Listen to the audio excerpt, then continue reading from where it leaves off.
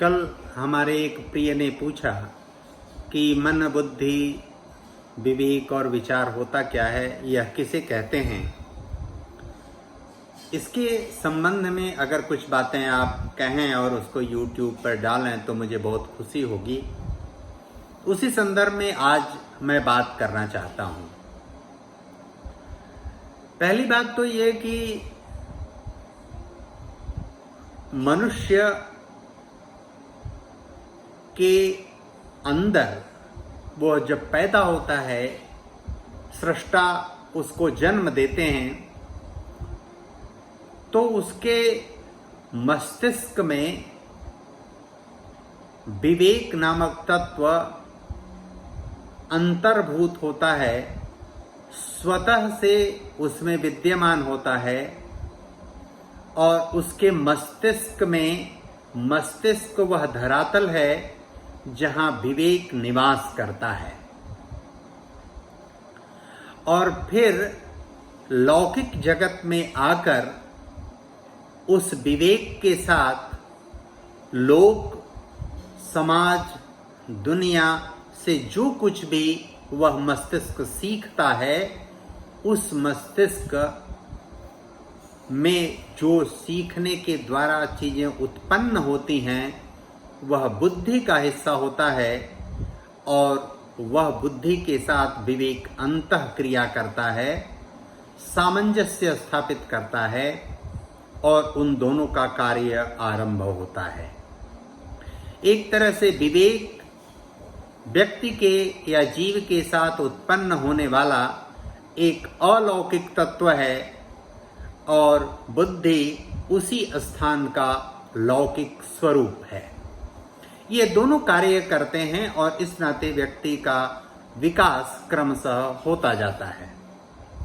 एक नितांत दूसरी बात है और वह यह है कि प्रकृति में विद्यमान जितने भी प्रकार के तत्व, जीव पदार्थ या घटनाक्रम हैं समय के संदर्भ में, उसको लेकर जीव या व्यक्ति के मन में अनेक प्रकार के प्रश्न, प्रतिप्रश्न और विचार आते हैं। विचार आते हैं, वो प्रश्न की शक्ल में हो सकते हैं, प्रतिप्रश्न की शक्ल में हो सकते हैं, प्रश्नात्मक नहीं भी हो सकते हैं, लेकिन अनेक प्रकार के विचार प्रकृति, सृष्टि में विद्यमान तत्वों, जीवों, पदार्थों और घटनाओं के बनिस्पत व्यक्ति के मन में उत्पन्न होते हैं। वो जो प्रश्न आते हैं वह विचार की शक्ल में आते हैं और एक निश्चित समय में आपके मस्तिष्क में, आपके मन में कितने प्रकार के विचार आएंगे, कितनी संख्या में विचार आएंगे, इसकी आप कोई तुलना नहीं कर सकते।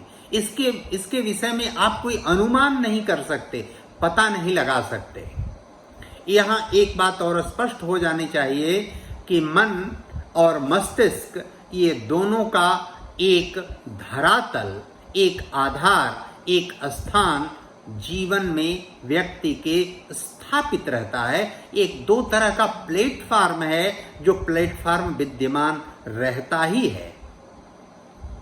वह जो विचार आता है, वह विचार जितनी संख्या में एक निश्चित समय में आया, 2 घंटे, 4 घंटे, 10 घंटे, 24 घंटे, 48 घंटे, वे सभी विचार कितने आगे बढ़ेंगे उसमें यह आप नहीं कह सकते। कुछ विचारों को लेकर हम कल्पना करने लगते हैं, फिर उस कल्पना से हम परिकल्पना करने लगते हैं, फिर उस परिकल्पना से हम संकल्पना बनाते हैं, फिर उस संकल्पना से सिद्धांत निरूपित करते हैं और वह सिद्धांत फिर नियम बनता है। सिद्धांत को ही अंग्रेजी में उसके initial part of the theory is called principle and advance part of principle is called theory. इसको इस रूप में आप समझ सकते हैं।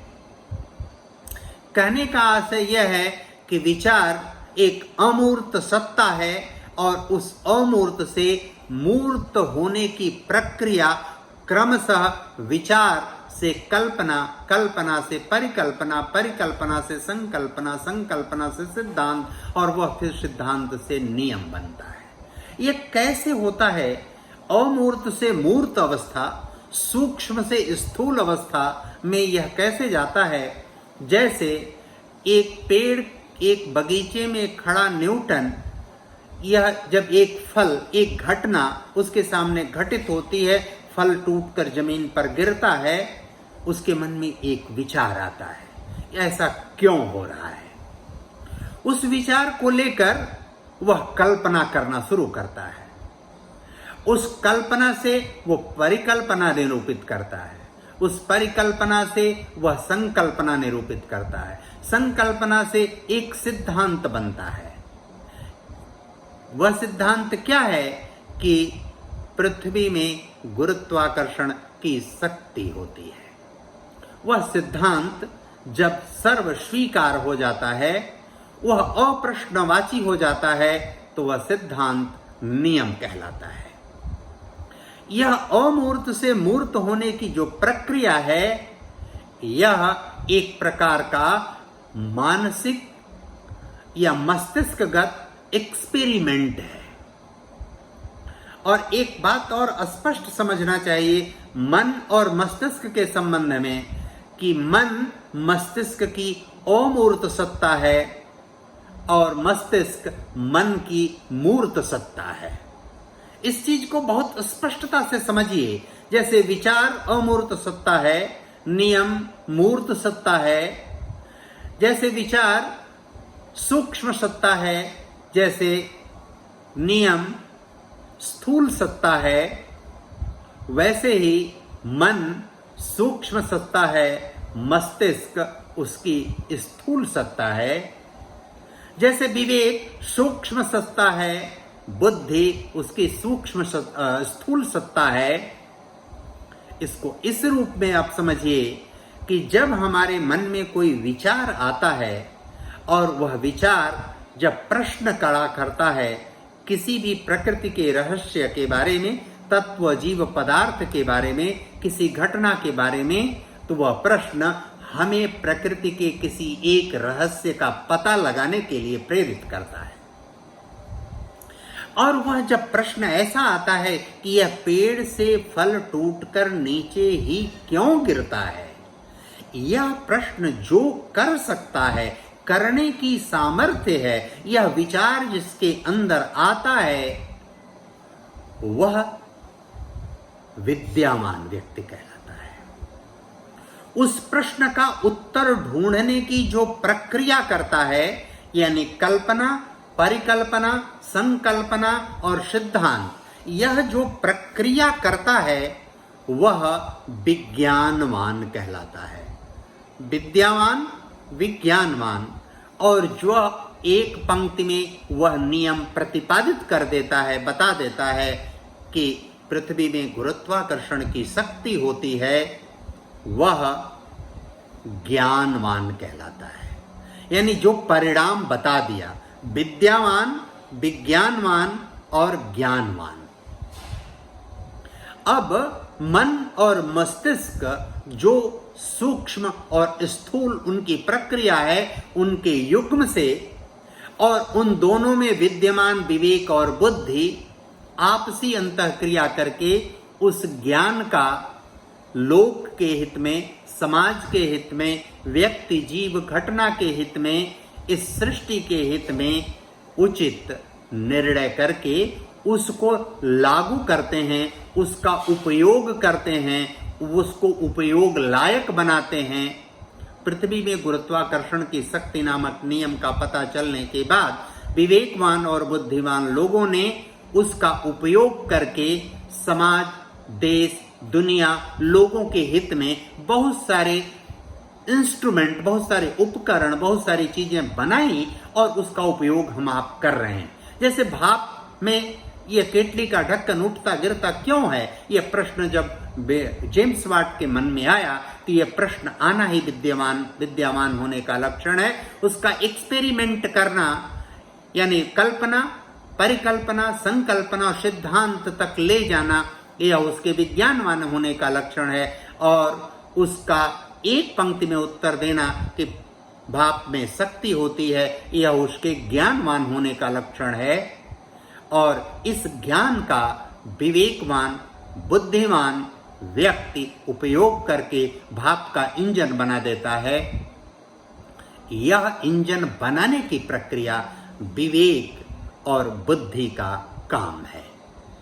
इस रूप में इस बात को समझना चाहिए, यह सब आपस में एक दूसरे से अन्योन्याश्रित हैं। विचार से नियम, सूक्ष्म से स्थूल में जाने की प्रक्रिया है। मन और मस्तिष्क, मन सूक्ष्म से स्थूल की प्रक्रिया है, यानी अमूर्त से मूर्त होने की प्रक्रिया है। और इसी तरह विवेक से बुद्धि सूक्ष्म से यानी अमूर्त से मूर्त होने की प्रक्रिया है।